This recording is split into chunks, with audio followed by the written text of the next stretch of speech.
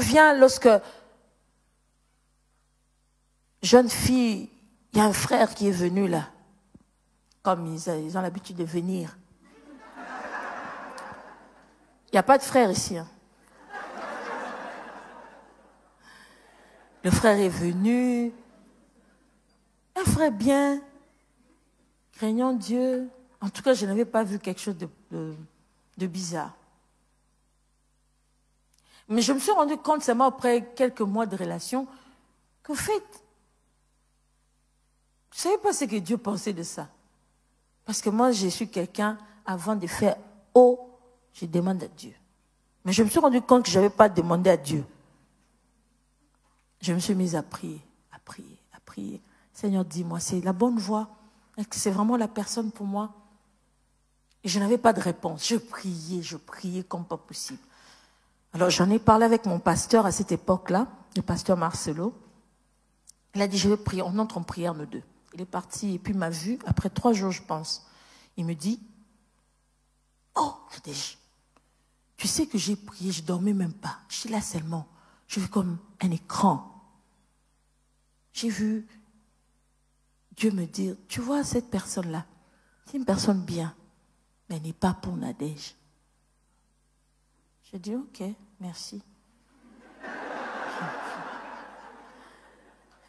Il m'a dit, je te connais.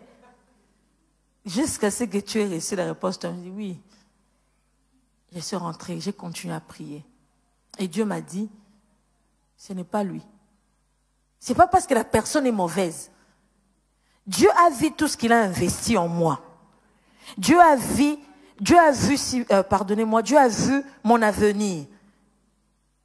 Et il trouve que la personne là, ça ne va pas marcher. Même pour les choix, jeunes filles. Est-ce qu'il y a des célibataires ici? Il y en a. Il n'est pas encore trop tard. Rentrez au pied du Seigneur.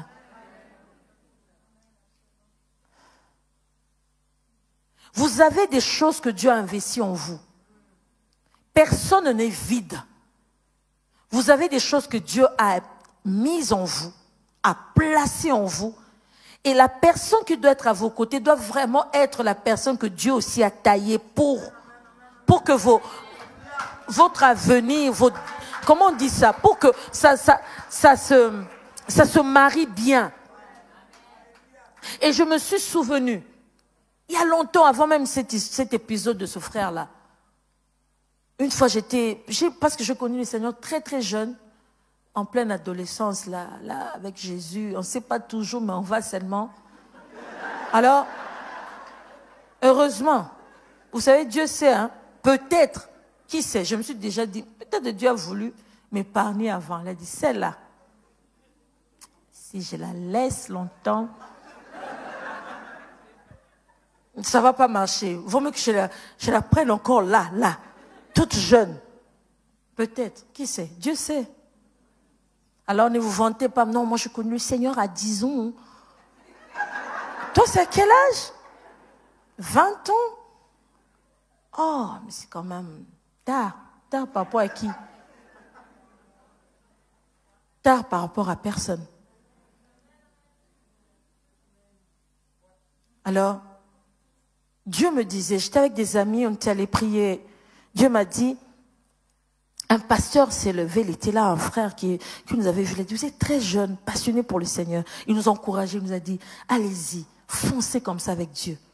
Et puis il me regarde, il me dit, ma sœur, Dieu m'a dit, vous marierez pas à n'importe qui. Vous faites très attention. J'étais là, oui. Il m'a dit, vous allez vous marier à un homme de Dieu. Retenez ça très bien. Un homme de Dieu.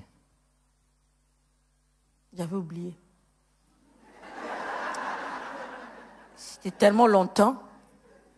Mais ce que j'aime avec Dieu, tu peux tout oublier comme prophétie. J'ai toujours dit aux gens, tu n'as pas toujours besoin de prophétie.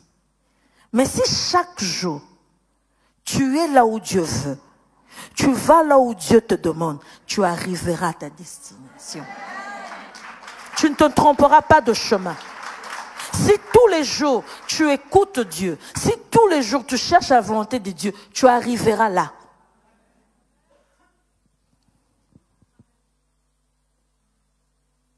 Le jour où moi j'ai dit oui à mon mari, je dis en tout cas, homme de Dieu, peut-être comme on dit, homme de Dieu.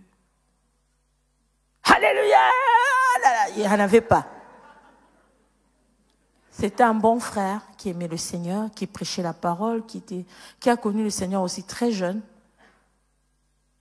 Mais pas dans l'idée qu'on se fait des hommes de Dieu, serviteurs, là. Il prêchait la parole de Dieu. Il a commencé à prêcher très tôt même. Déjà à l'âge de 14 ans, il prêchait terriblement. Je n'ai pas vu ce que mes yeux voyaient. Quand vous rentrez dans la présence de Dieu, vous pouvez voir au travers des yeux de Dieu. Ça, j'aime. Vous regardez au travers de ses yeux. Parce que nos yeux physiques, il ne faut pas faire confiance en cela. Mon mari était... Bon, je m'arrête là.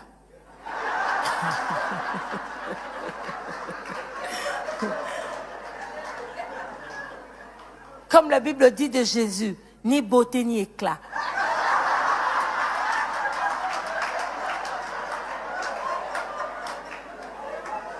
Parce que le jeune, maintenant, là je m'adresse aux célibataires. Je veux un frère fashion. Tu vois quand même. Ah bon, ici j'ai trouvé les mots que tout le monde emploie ici, les gens. Du coup, tu vois, Tata, j'ai vu... du coup, je veux un frère là, tu vois quand même, Lui quand même, là, il n'y en avait pas.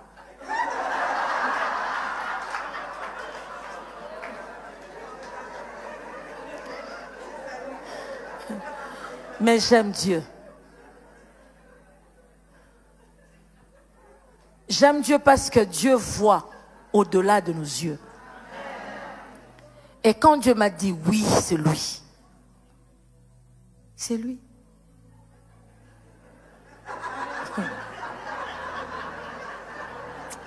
Des fois, quand je le vois, une fois je l'ai vu là, aux États-Unis, en train de prêcher en anglais, il tournait, je dis, hé!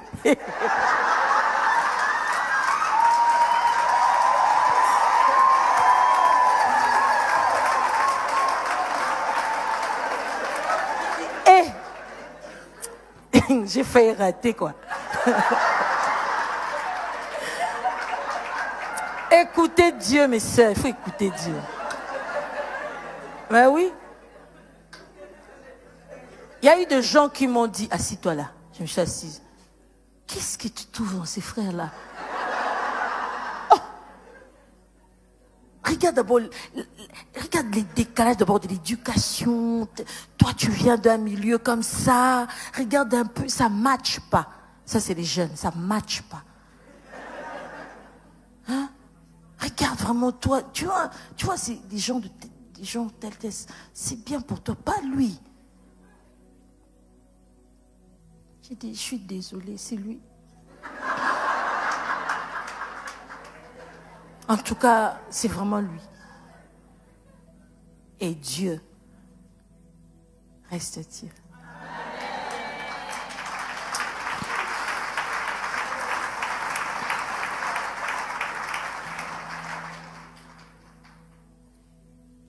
Pourquoi je vous parle de cela? Je vous ai parlé de toute cette femme, de cette femme qui a fait des exploits. Mais finalement, au verset 30, on dit, la femme qui craint l'Éternel, c'est celle-là qui sera louée. Craindre Dieu, c'est soumettre sa vie à Christ.